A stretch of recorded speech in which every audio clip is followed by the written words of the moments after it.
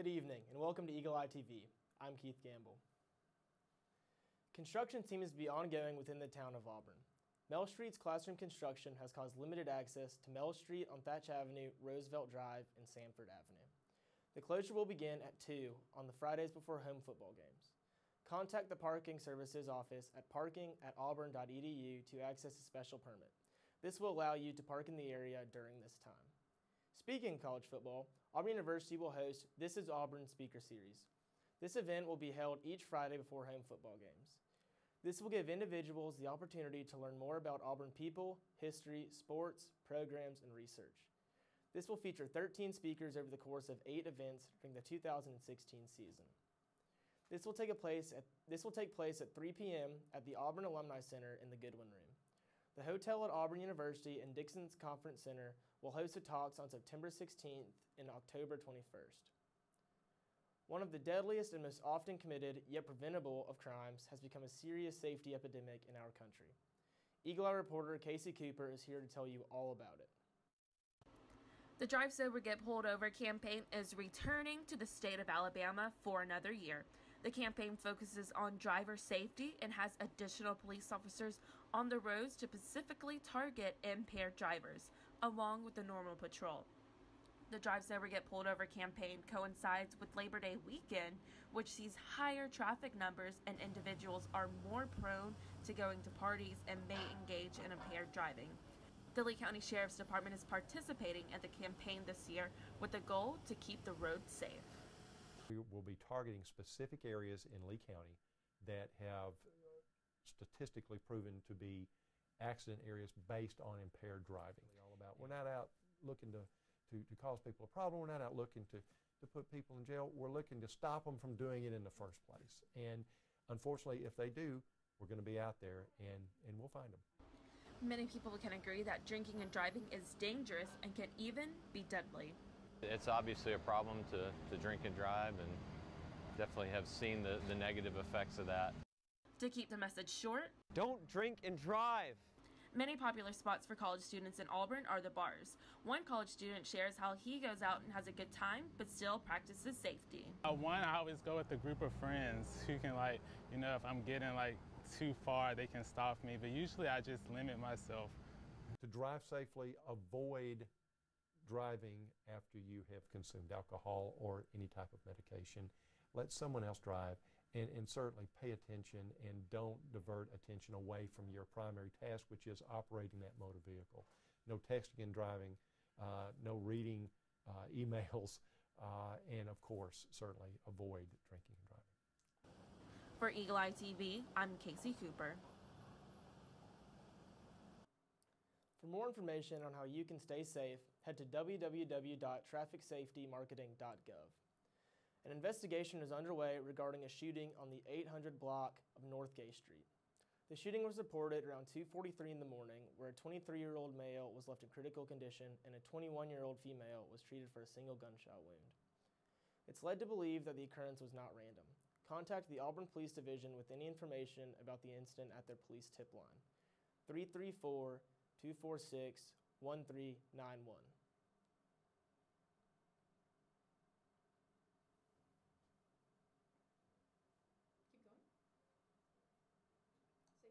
Coming up, we'll hear from Grace Reynolds with everything going on around the globe. You're watching Eagle Eye TV on Channel 6. Why is America safer today when we travel or go to busy places? Because detection technology developed at Auburn turns K9s into a powerful first line of defense. Why are some accomplishments more meaningful than others? Because for me, the best trophy is the one that fulfilled a promise to my mother. Why does the Auburn family believe in and support our university? Why? Why? Why? Because this is Auburn. Hey guys, I'm Grace Reynolds, and this is Auburn Global. Could there be a home away from home? Astronomers have discovered Proxima b, an Earth-like planet right next door. This planet has a high probability of being located in the Goldilocks zone. This is the habitable zone that defines the region where a planet might be able to retain liquid water on its surface. Even though this quality has been discovered in a dozen other planets, the proximity of Proxima b is the closest yet. Further investigation is underway. Last Wednesday, an earthquake in Italy has caused worldwide shock. With 290 confirmed deaths, this 6.2 magnitude quake has caused mass destruction in the town of Amatrice. The amount of devastation has left the people in shambles and the people in fear of aftershock and landslides. Italian authorities will open investigation for criminal guilt regarding failure to ensure building safety. The number of missing is still uncertain. Back in May, Brazilian President Dilma Rousseff was suspended from office. Accusations say she was illegally using public money to mask budget cuts. The timing of these accusations could be lethal for President Rousseff. The country is already dealing with economic crisis due to Zika outbreaks and an ongoing recession. Brazil's Senate voted to hold an impeachment trial that will wrap up this week. The day of happily ever after turned into mass chaos. On Saturday, August 20th, a child suicide bomber killed 51 individuals in Turkey. A couple was married near the Turkey-Syrian border. During the reception, a 12-year-old child walked in and detonated a bomb. ISIS has been held responsible for the attack. This has been named the deadliest attack in Turkey all year. In 2015, U.S. traffic deaths rose 7.2%. Last year alone, 35,000 individuals died in traffic incidents in the United States.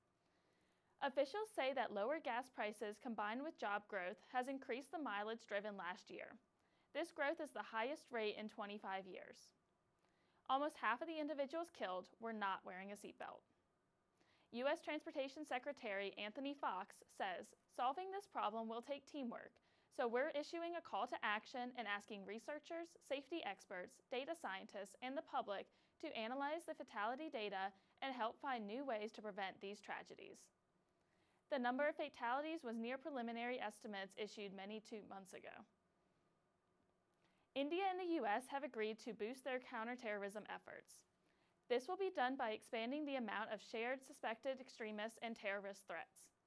Secretary of State John Kerry and Indian Foreign Ministry Sushma Swaraj said, the two countries also renewed their commitment to track down and prosecute perpetrators of several terrorist attacks on Indian soil, including the 2008 strike in Mumbai that killed 172 people and a January 2016 attack on the Pathankot Air Force Base. India has put the blame on Pakistan-linked groups for the attacks. Questions are still being thrown at Hillary Clinton regarding emails.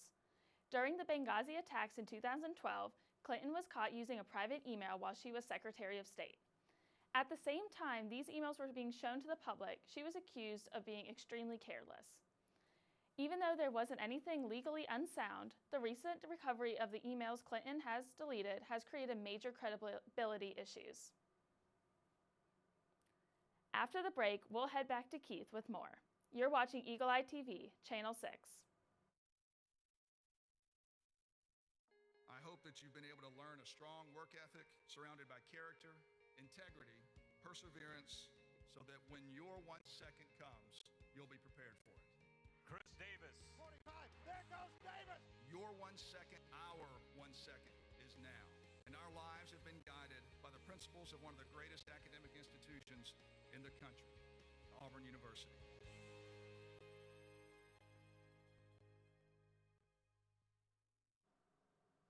Auburn grieves after the loss of a student. On Sunday, police and paramedics found an 18-year-old male student deceased in his dorm room. The police were initially responding to a welfare check that was commenced by the parents. It was at that time when the student was found. His body has been taken to the Alabama Department of Forensic Sciences to determine the cause of death. No foul play is suspected. Auburn University's Office of Public Service will be hosting the Auburn Serves Fall Volunteer Fair on Friday, September 9th from 10 a.m. to 1 p.m. This will be a great opportunity for students to learn about volunteering. The event will include 20 local and statewide organizations. Participating organizations include Lee County Literacy, Lee County Autism Resource and Advocacy, Magic Moments, Project Uplift, and many more. The event will take place on the second floor Student Center lobby. On Thursday, September 1st at 7, the Auburn University Athletics Department and Student Government Association are hosting the Beat Clemson Pep Rally. This will include speeches from coaches and senior football players. There will also be performances from our very own Auburn cheerleaders, Tiger Paws, and marching band. Be out on the Auburn Arena green space for a night of fun and free t-shirts. Volleyball started off their season with a loss against the Georgia Tech Yellow Jackets. The volleyball team was able to avoid starting the season 0-4 with a big win over Kennesaw State Tuesday night. The next game is tomorrow on the road versus Stony Brook at 4 p.m. Auburn Tigers women's volleyball opened their fall 2016 season against the Georgia Tech Yellow Jackets in the War Eagle Invitational Friday night. The Tigers won the first set 25-21. The Yellow Jackets responded to losing the first set by going up 9-5 in the second set before winning the set 25-22. Auburn Junior libero Jesse Earl led the team with a match-high 24 digs, while sophomore Brenna McLeroy led the team with 11 kills and 15 digs. Despite the loss, Tigers fans filled the stands, dancing throughout the match, with appearances from the Auburn cheerleaders and Albie. The Yellow Jackets finished the match with 3 players having double-digit kills and tallying 5 blocks as a team. The Yellow Jackets went on to win sets 3 and 4 to take the match from the Tigers. The War Eagle Invitational continues Saturday with 4 matches. Auburn returns to the court at noon against Furman and again at 7:30 against Pacific. For Eagle Eye Sports, I'm Sarah Palczewski. It's that time of year again. College football is back in Auburn. However, policy changes are coming back with it. The new clear bag policy will make bag check time more efficient and enhance public safety. Auburn believes the public deserves to be in a safe environment. For more information on this new policy, head to www.auburntigers.com/gameday/clearbagpolicy. That's all for Studio 1105 this week. Keep up with all the latest Auburn news throughout the week by following us on Facebook, Twitter, and Instagram at Eagle Eye TV. I'm Keith Gamble. Thanks for joining us, and War Eagle.